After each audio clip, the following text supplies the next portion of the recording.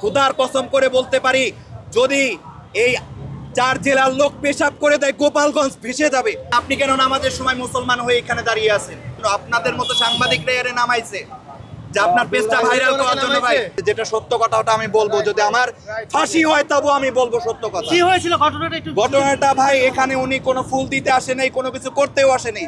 মূলত ওনাকে নিয়ে একটা মানে খারাপ একটা সৃষ্টিকর করে বসছে, খারাপ সৃষ্টি করে ভাইরাল হওয়ার জন্য মূলত এই জিনিসটা করা হয়েছে। সে মূলত পূর্ব পরিচিত বলতে মানে উনি আমার এই প্রোগ্রামে এসে হয়তো আমি পরিচিত হয়েছি এরকম ভাবে আর কি। আপনার পরিচয়টা দিবেন একটু? আমি হচ্ছি মোহাম্মদ ফয়সাল আহমেদ, আমার বাসা রাজবাড়ী জেলাতে।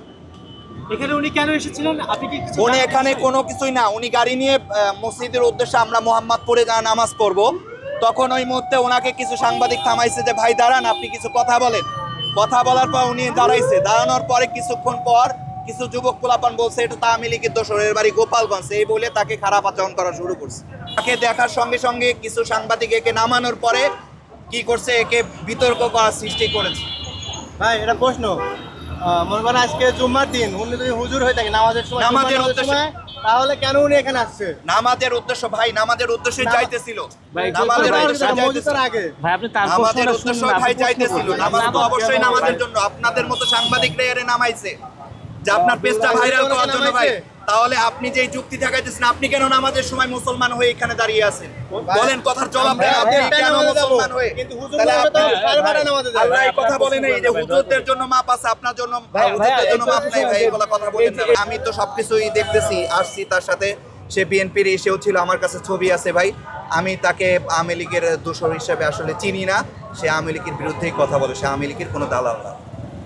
আচ্ছা তাকে তার যে একটা ভিডিও ভাইরাল হয়েছে, সে আমাকে বলছে যে ভাই এই ভিডিওটা যে ভাইরাল করছে এটা কিছু কেটে অংশ আমাকে সবার মাঝে খারাপ বানিয়ে দিচ্ছে। কিন্তু সে আসলেই মূলত তার একটু ওই মাথায়ও সমস্যা আছে, এরকম হতে পারে। সে হয়তো বুঝতে পারেনি বিষয়টা, বলছে যে কথা বলছে যে আসলে কিভাবে কথাটা বলতে হবে, বললে যে পরবর্তীতে সমস্যা হবে, এটা হয়তো ধারণা করে বলতে পারেনি ভাই। বান্ডেল থাকলে প্রতি সেনমানিতে টাকা বাঁচবে। বিকাশ সেনমানি বান্ডিল কিনে জিতুন প্রতি লেনদেনে। সে এর আগে ওই আওয়ামী লীগের বিষয় নিয়ে একটা বলছিল যে গোপালগঞ্জ আপনার 3টা সিটে পাবে, আওয়ামী লীগ কোনো সিট পাবে না, তারপরে এনসিপি কোনো, বিএনপি যেটাই হোক না কেন, জামাত কোনো সিটই গোপালগঞ্জে পাবে না, এরকম একটা ভিডিও ভাইরাল হয়েছিল। তার ভাইরাল হওয়ার পর সে চিন্তা করেছে যে সবার কাছে ভাবছে যে সে একজন আওয়ামী লীগ, আর মূলত হচ্ছে সে গোপালগঞ্জের, সবাই ধারণা করে যে গোপালগঞ্জের মানুষই হচ্ছে আওয়ামী লীগ। আমি একটা সংবাদ দিতে চাই মিডিয়ার মাধ্যমে, যারা শরীয়তপুর, মাদারীপুর, রাজবাড়ী, ফরিদপুর যারা ভাবেন আসলে এরা আওয়ামী লীগের দোসর, খুদার কসম করে বলতে পারি, যদি এই 4 জেলার লোক পেশাব করে দেয় গোপালগঞ্জ ভেসে যাবে। আমরা তো বিএনপি আমরা করেছি ছোটবেলা থেকে, আওয়ামী লীগের ক্ষমতায় থাকা অবস্থায় তো আওয়ামী লীগের লোকজন আমরা দেখতে পাইনি। কেন বাইরের লোক মানছি, বাইরের লোক ভাবে কেন যে শরীয়তপুর, মাদারীপুর, ফরিদপুর, রাজবাড়ী এরা সবই আওয়ামী লীগ? কসম কেটে বলি, যদি কেউ দেখাইতে পারেন যে এদের সংখ্যা আওয়ামী লীগ অন্য জেলার থেকে বেশি, তাহলে আমি আপনার যা বলবেন, যদি প্রকাশ্যে ফাঁসি দেন আমি ফাঁসি দিতে রাজি আছি। কিন্তু মিথ্যা অপবাদ কাউকে সারাবেন না, মিথ্যা অপবাদ কোনো জেলার নামে দিবেন। আপনি কি তার সাথে ছিলেন? তার সাথে আসতেছিলাম আর এদিকে আসার কারণ কি? এদিকে আসে আমরা মোহাম্মদপুরে যাব, আমাদের তো মোহাম্মদপুরে যেতে হবে ভাই। মোহাম্মদপুরে যায় নামাজ পড়বো।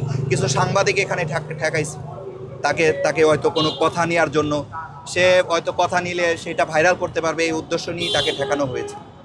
পরবর্তীতে কি হলো ঘটনা? পরবর্তীতে ওই যে বললাম না যে ফুল একটা, ওই যে রিক্সা চালক, আমরা এসেই শুনতে পারছি যে একজন রিক্সা চালক সেজে ফুল দিতে আসছে। ফুল দেওয়ার পরে পরবর্তীতে ওই ভাই ওইখানে দাঁড়াইছিল, ওই পড়া ছিল, ওইটাকে ভিডিও করতে যায় ওনাকে আওয়ামী লীগের দোসর বানাই দিচ্ছে যে এই ফুল উনি দিতে আসছে।